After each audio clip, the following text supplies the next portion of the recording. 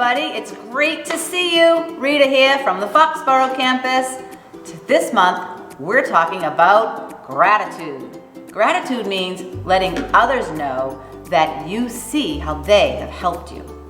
When someone helps you with something, how do you feel? I know when someone helps me, I feel really happy inside, and I just want to jump and dance and sing, kind of like these people. Great dancing. And you know, today's story is all about someone who couldn't help but dance and celebrate because of all the great things that God had done for him. But before we get to the story, let's you and I do some dancing and singing and worshiping ourselves.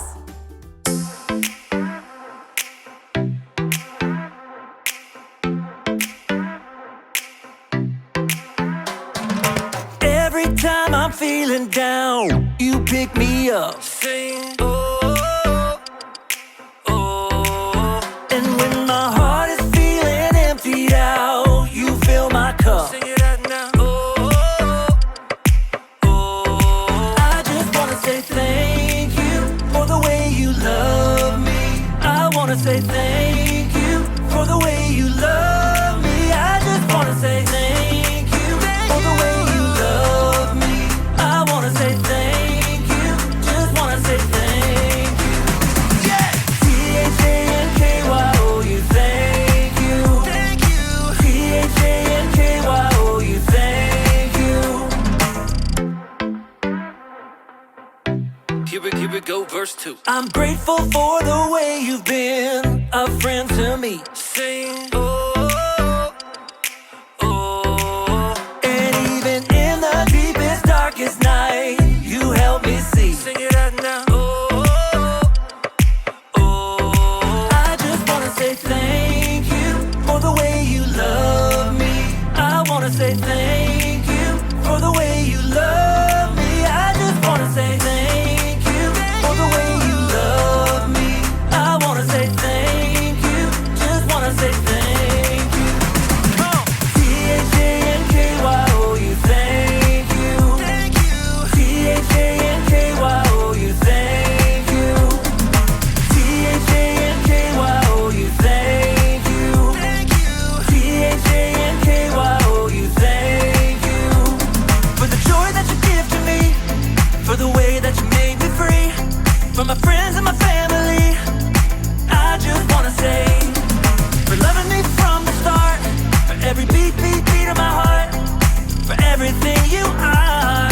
I just wanna say thank you for the way you love me. I wanna say thank you for the way you love me. I just wanna say thank you for the way you love me.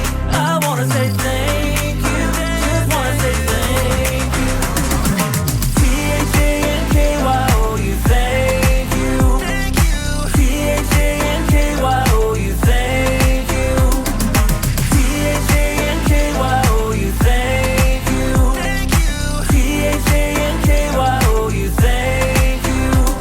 For the joy that you give to me, for the way that you made me free, for my friends and my family, I just wanna say, for loving me from the start, for every beat of my heart, for everything you are.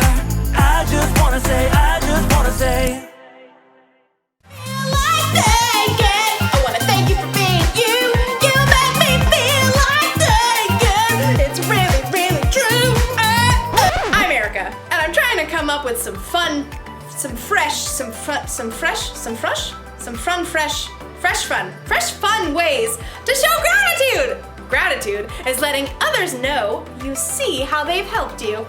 There are so many ways to let someone know how grateful you are. You could give someone a shout out with your hands. Woo! You're awesome! You can send an all caps text message. You are awesome! You can use the ancient art of flag semaphore. Go!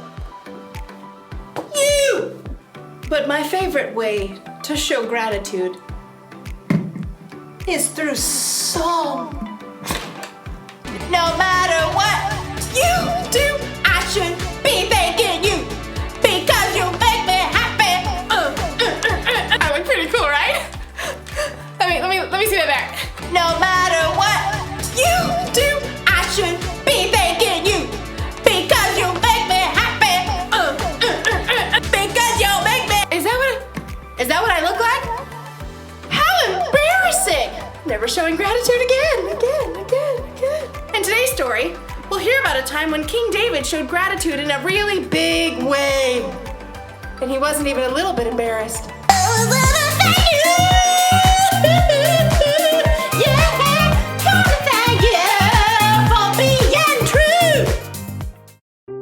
The Bible. It's 66 books of history, stories, letters, and poetry that fit together to form God's one big story. The epic adventure of how He created us and loves us so much that He made a way to rescue us. As we travel through the Bible, from Genesis to Revelation, we discover people who met God and found their lives changed forever. And now for an amazing story, inspired by the book of 2 Samuel, chapter 6, verses 12 through 22. After many years of war and uncertainty, David had finally become the king of Israel. But something was still missing from the royal city of Jerusalem. The Ark of the Lord belongs here. The ark was a wooden chest that in some special way carried the presence of God among the Israelites. It had been stolen by the Philistines and then returned, and now it was sitting in the home of a man named Obed-Edom. We'll set up a tent right here for the Ark. Let's go get it. David's wife, Michal, was, let's just say, less than enthusiastic. The dust on those back roads takes the curl out of my hair. So David gathered up all his best soldiers and marched over to the place where the ark rested. This is a wonderful day. An incredible day. An absolutely fantastic day. With great care, the men lifted the heavy ark with carrying poles. Wonderful. Excellent. Let's go. That's one step closer to Jerusalem. 2, 3. Are you seriously gonna count the whole way? Wait. Stop. We've only come 6 steps. That's okay. We need to thank God for everything He's done. Right then and there, David sacrificed a bull and a calf to honor God. Okay. Now we can move on. 1, 2, 3. Lift! Just walking isn't enough. We should dance for God. The ark's kind of heavy. Everyone else, if you're not carrying the ark, celebrate, sing, shout, blow the trumpets. The people shouted and ran alongside the ark. David danced before the Lord all the way to Jerusalem. As the laughing, shouting parade arrived, Michal stared in disbelief from a window.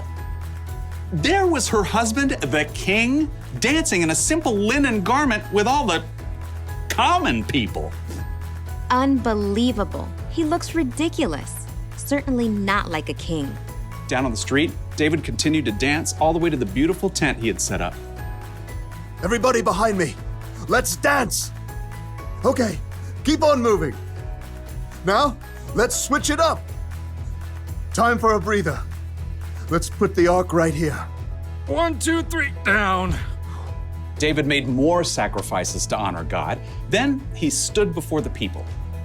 The ark has returned. God bless you. He is the one who rules over us all. He deserves our thanks for everything He's done. So let's keep celebrating.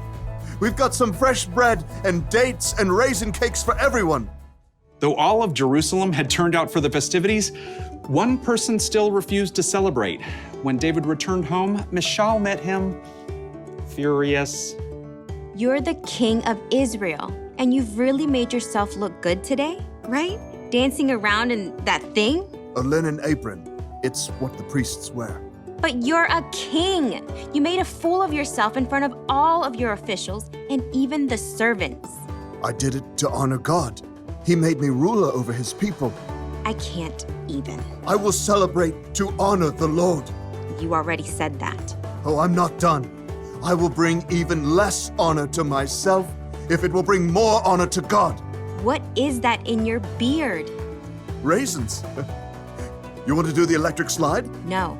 While Michelle cared more about appearances than anything else, David fixed his gaze on God because he knew nothing was more important than celebrating, to thank God for all the amazing things he'd done.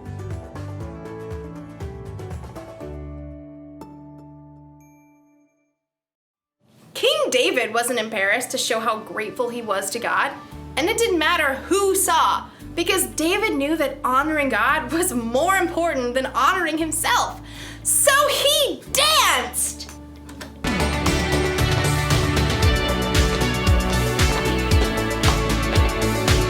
And maybe he sang, "You make me feel like that again. Thank you for being you. You make me feel." God had done so much for David, so thanking God must have felt like a party! And maybe he sang,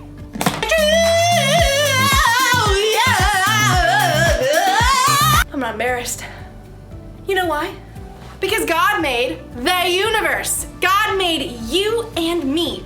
And God made it possible for us to have a relationship with Him when He sent Jesus to die for our sins. We should be celebrating with our hands. Woohoo! With semaphore flags. You are amazing. You are incredible. With singing and dancing and praying, shouting it from the rooftops. We should be celebrating God any way we know how, because that's the one thing to remember today. Celebrate what God has done. And if someone asks you why you're celebrating, tell them. Sometimes telling people about God is the best way to show Him you're grateful. You make me feel like that, yeah. I want to thank you for being you. You make me feel like that, yeah. It's really, really true. Thanks for watching, everybody.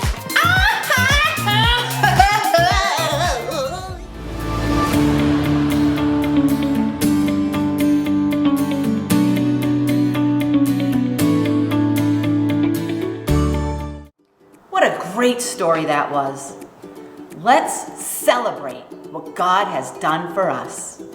You know, God has done a lot of wonderful things for us, and there are so many ways that we can celebrate what He has done.